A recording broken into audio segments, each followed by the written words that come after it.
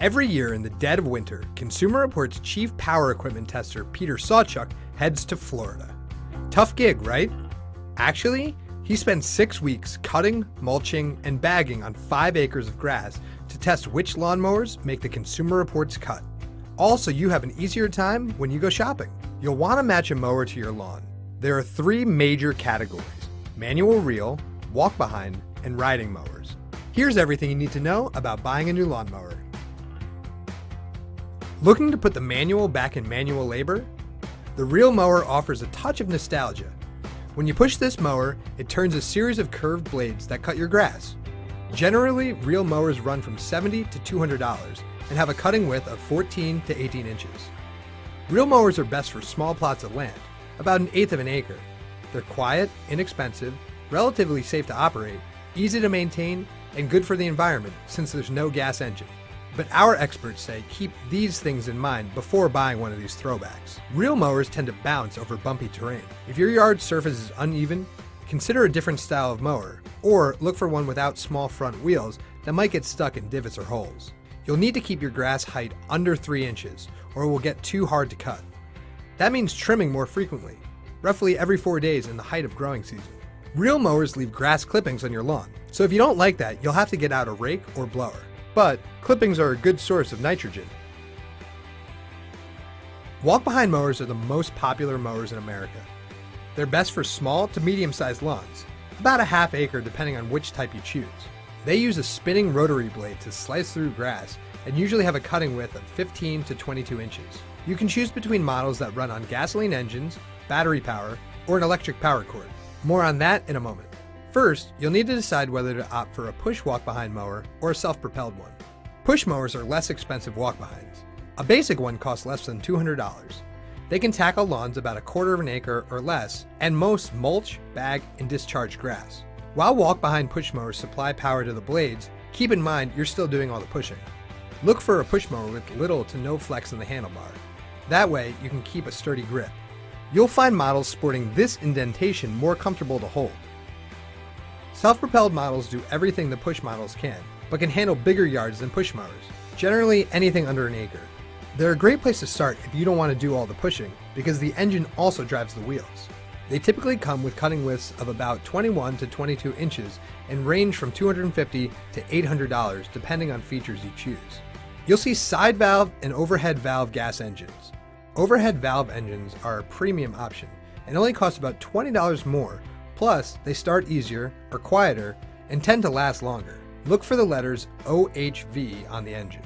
Next choice, single or variable speeds. Single speed self-propelled mowers tend to cost less, but variable speeds let you move faster when the job is easier or slow down for thick grass. Variable speeds are available in front, rear, and all-wheel drive. If you've got a relatively flat lawn, a front-wheel drive mower may be all you need. If you've got hills, Consumer Reports says consider rear-wheel drive. It delivers better traction on slopes. It also helps if you bag grass. A mower's front wheels tend to rise as the bag in the back fills up. Most single-speed mowers have front-wheel drive. You'll generally need to move up to multiple-speed mowers for rear-wheel drive. All-wheel drive mowers boast superior traction on hills, but they come at a premium. Now, let's talk power. Gasoline mowers perform significantly better than corded electric and battery-powered mowers in Consumer Reports tests. Today's gasoline models are easy to start and offer stellar cutting power, especially in tall, thick grass. Battery-powered walk-behind mowers typically use a 24 to 80-volt battery to power the mower. They'll cost $300 to $500 or more depending on whether you want a push or self-propelled model. They're generally quieter and require less maintenance than gas engines. But they have smaller cutting widths than gasoline mowers, 14 to 20 inches. And some batteries can make the mower heavier and harder to push. Lithium-ion batteries are lighter than lead-acid batteries and more powerful. And remember, batteries require some maintenance. They need to be charged even in the winter. Skip this step and your battery may die for good. A well-cared-for battery can last about 5 years. A new one costs over $100, so factor that in. Then, there are corded electrics. They're inexpensive, $160 to $250. But Consumer Reports says the cord makes maneuvering extremely difficult and dangerous if you run over it. And, like battery-powered mowers, they have smaller cutting widths than gasoline mowers. If you're looking for advanced features, you'll find them mostly on self-propelled walk-behinds. Here are the ones our testers like the best. Electric start on gas engines is easier than pulling a cord. Single lever cutting height allows you to move the deck up and down with a single lever rather than adjusting each wheel. Washout ports make it easy to clean all those clippings under the deck. A blade brake engagement control lets you release the handlebar and stop the blade while the engine stays on. That way you can empty the bag or move an obstacle and not have to restart. If you've got more than an acre of land to mow, or you're mowing for more than an hour with your walk-behind, it might be time to consider a riding mower. Almost all ride-ons are powered by gas engines, but we checked out one electric ride-on mower, and we expect to see more coming to market. Today's riding mowers are a lot more high-tech, often souped up like cars with hydraulic power steering, cruise control, satellite radios, smartphone connectors, and some manufacturers now offer apps that use a Bluetooth connection to tell you when it's time for maintenance. Nearly all ride-on mowers are equipped with an overhead valve engine, either single or twin-cylinder engines. Consumer Reports says twin-cylinder engines provide a little more power, particularly in heavier grass, run a little smoother, and offer longer engine life. There are three types of ride-ons: lawn tractors, zero-turn radius mowers, or ZTRs, and rear-engine riders. Lawn tractors generally cost $1,000 to $4,000 and have 42 to 54-inch cutting decks. They can bag, mulch, or side discharge clippings. You drive with a steering wheel, and some go as fast as 7 miles per hour. But Consumer Reports says stick to 3.5 to 4 miles per hour, or you'll end up with clumps of grass in your lawn. Consider a narrow turning radius on a tractor so it's easier to cut around obstacles like trees. For more money, a few tractors have four-wheel steering, where the front and back wheels turn together for even tighter turning. But Consumer Reports suggests skipping it. Turning radiuses are narrowing on new two-wheel steering tractors. Many tractors offer added attachments like snow throwers, plows, and rototillers. We're also seeing hybrid machines like this utility vehicle. It can mow, tow, and generate electrical power for all your other tools. Then there are zero-turn radius mowers. This is our highest rated category and also the most expensive, $2,300 to $4,000. These riding mowers are similar to the ones landscapers use, with a rear engine and rear wheel steering. They offer cutting widths from 42 to 60 inches. Most ZTRs you drive using a set of levers that accelerate, steer, and brake. That can be tricky if you're not accustomed to the design, which is why more manufacturers are offering ZTRs with steering wheels.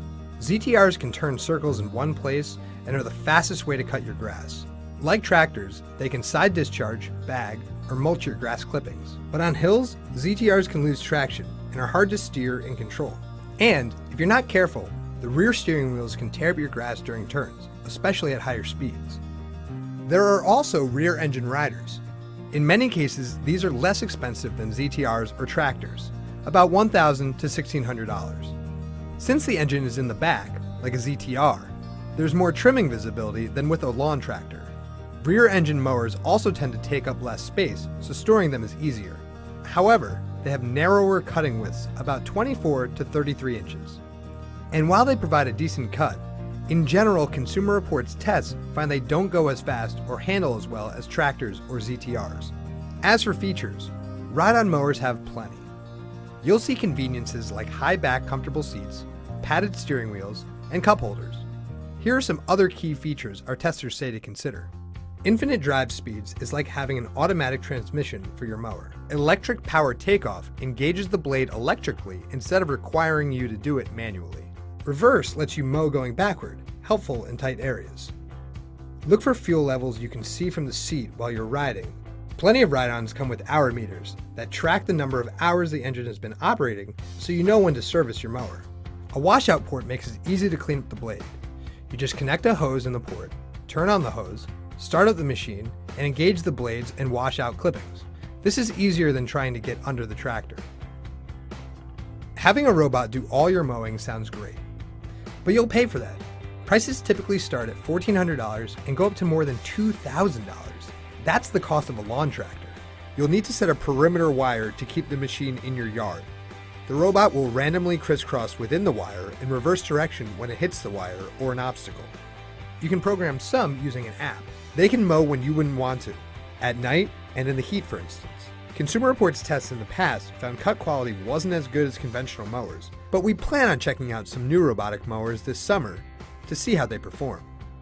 No matter which mower you choose, it's important to take good care of it. Here are some top tips from Consumer Reports. Store your mower in a covered space. Wash away grass clippings after each use. With powered mowers, have the blades sharpened at the start of each season and about 3 to 4 more times after that. Sharp blades save fuel and cut the grass more cleanly, making it healthier. Sharpen real mower blades every 2 years. Also, set the bed knife. This is the stationary part of real mowers the blades pass over to cut the grass. The bed knife has to be close enough to the blades so that they graze it without hitting it, kind of like cutting shears or scissors. You can buy kits to do this, but Consumer Reports suggests finding a pro. If your mower won't start, bad gas is likely the culprit. Empty the old fuel and make sure to add a fuel stabilizer next time. Replace spark plugs every 100 hours or 2 to 3 years. Change the oil. For ride-ons, check the manual to see how many hours the machine can operate before it needs an oil change. For walk-behinds, change it at the start of the season. Change the air filters according to the owner manual instructions. If the belts look worn, frayed, or cracked, get new ones. Check the tire pressure at the start of the season. Finally, mow safely. Wear hearing protection, keep children and pets away from running mowers, and be careful mowing on hills.